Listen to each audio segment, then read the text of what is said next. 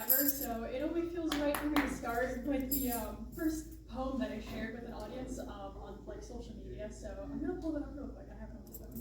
Yay! All right. I'm gonna do the first that I ever wrote, and then the last one, the most recent one that I just wrote this morning. Pull the mic down close. Oh yes, there we go. Yeah, it's been a long time. So Give her some attention here with this. All right.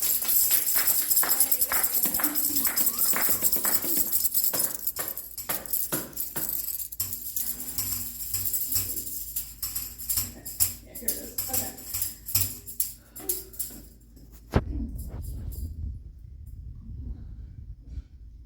I wear my pain with power and pride. She is with me now as I collapse in on myself, asking, why did it have to be this way?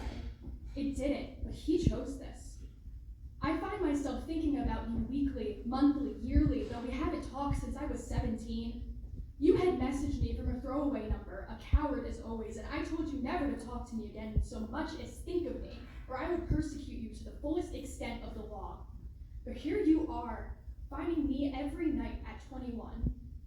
It's as if every time I dream of you, I discover a new way you sunk your teeth into my supple skin, clawed at my bones, and tugged at my heartstrings.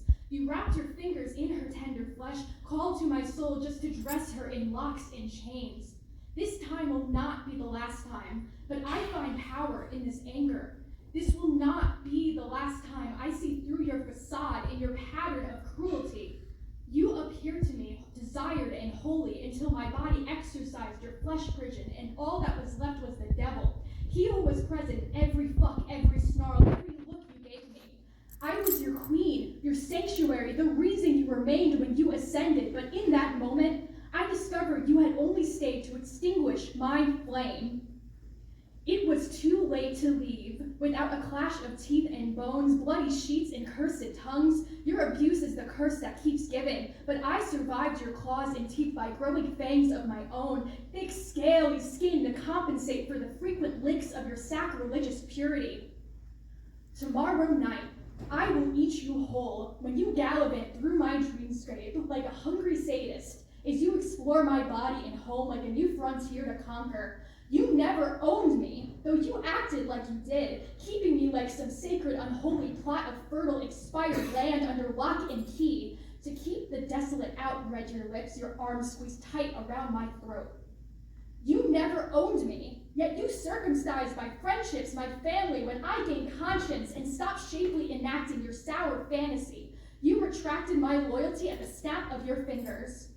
You never called me a princess. You called me slurs, for I was your slave, entitled to clean up your mess upon my bloody hands and knees. You screamed and sobbed when I withdrew my abundance, let you stew in pestilence, and allowed you to reap what you had blasphemously sowed. You told me you'd harvest the soil itself if I kept this up, that I had promised a bounty bigger than you could possibly imagine, and that I'd better hold up my end of the bargain.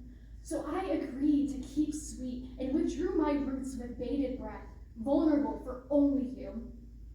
I let the mushrooms flourish, decompose and renew my poisoned fields so that my love could feast. I pray that you enjoyed this meal I prepared with love, that it has kept you fat and satisfied through this long winter. I pray that you only now realize what I have done, too late to save yourself from your own goddamn poison. I pray the mushrooms multiply and thrive with my sacrifice until your body is full of pus and you're rotting from the inside out. I pray your soul chains itself stubbornly to the diseases it always has.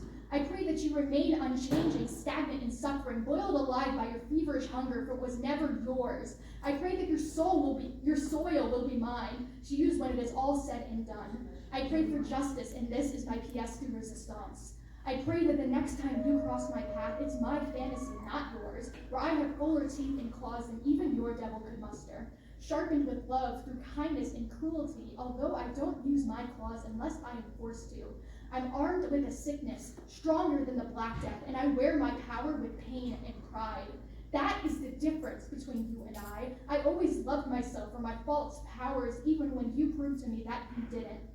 Don't you dare forget that Aphrodite, goddess of love and divinity, also rules war and death. She consumes Ares in the bedroom, and he bears her love poison with devotion and prowess. When you're so caught up in your own destruction, don't forget that it only reminds me of my power in your stagnation weakness. Woo! Yes!